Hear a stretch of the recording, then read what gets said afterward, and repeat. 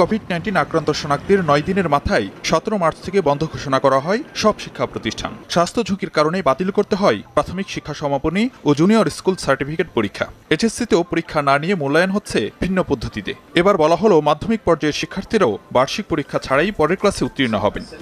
এক ভার্চুয়াল সংবাদ সম্মেলনে শিক্ষামন্ত্রী জানান, সবাই যাবে পরের ক্লাসে। এক্ষেত্রে কোনো প্রতিষ্ঠানই নিতে পারবে না পরীক্ষা। এবার পরীক্ষা ছাড়াই সবাই পরবর্তী ক্লাসে যাচ্ছে, কিন্তু তারা, আমি প্রত্যেক শিক্ষার্থীকে বলবো, অভিভাবকদের বলবো, শিক্ষকদেরকে বলবো, আমার পরীক্ষা দিয়ে পরবর্তী ক্লাসে যেতে হচ্ছে না, এটি সত্য, কিন্তু আমি যেন যতদূর সম্ভব আমার সুযোগ আছে, আমার শিক্ষণ ফল যা আমার অর্জন করবার কথা ছিল তা অর্জন করবার সেই সুযোগটি যেন প্রত্যেকটি শিক্ষার্থী যেন গ্রহণ করে। তবে নভেম্বর থেকে 30 কার্য দিবসের সংক্ষিপ্ত পাঠ্যসূচির ভিত্তিতে প্রতি সপ্তাহে অ্যাসাইনমেন্ট করতে হবে শিক্ষার্থীদের, যার ভিত্তিতে শিক্ষার্থীদের ঘাটতি যাচাই করে তা পূরণ করার চেষ্টা করা হবে পরের ক্লাসে। সংক্ষিপ্ত সিলেবাস শিক্ষা প্রতিষ্ঠানে পাঠিয়ে দেওয়ার পাশাপাশি প্রকাশ করা হবে মন্ত্রণালয়ের ওয়েবসাইটে। সংশ্লিষ্ট শ্রেণীর বিষয়ভিত্তিক শিক্ষণ ফলের গুরুত্ব বিবেচনা করে সিলেবাসটি এমনভাবে প্রণয়ন করা হয়েছে যেন তা পরবর্তী ক্লাসের শিক্ষণ ফল অর্জনে সহায়তা করে। এদিকে নতুন এই সিদ্ধান্তে মিশ্র প্রতিক্রিয়া জানান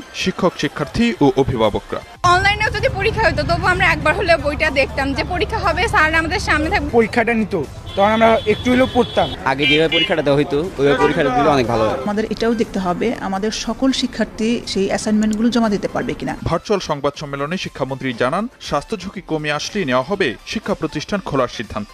এছাড়া আগামী বছর এসএসসি ও এইচএসসি পরীক্ষা নেওয়া হবে জানিয়ে শিক্ষার্থীদের প্রস্তুতি নিতে বলেন মন্ত্রী। তবে পরীক্ষা কখন হবে তা নির্ভর করছে কোভিড পরিস্থিতির উপর।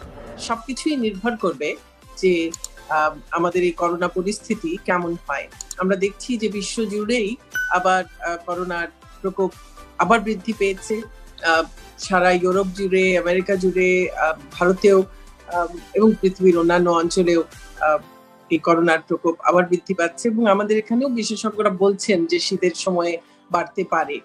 কাজেই সেই ঝুঁকিগুলো তো আমাদের রয়েছেই, কিন্তু তারপরও আমাদের বিশেষ করে যারা আগামী বছর এসএসসি পরীক্ষা দিবেন বা এইচএসসি পরীক্ষা দিবেন, তাদের কথা বিবেচনায় রেখে আমরা খুবই সীমিত পরিসরে স্বাস্থ্য ঝুঁকি একেবারেই যেন না থাকে এই রকমের একটা ব্যবস্থা করে কি করা যায় সেগুলো আমরা চিন্তা ভাবনা করে দেখছি। কাজেই যদি পরিস্থিতি অনুকূল হয় তাহলে আমরা সেই ধরনের সিদ্ধান্তে যাব।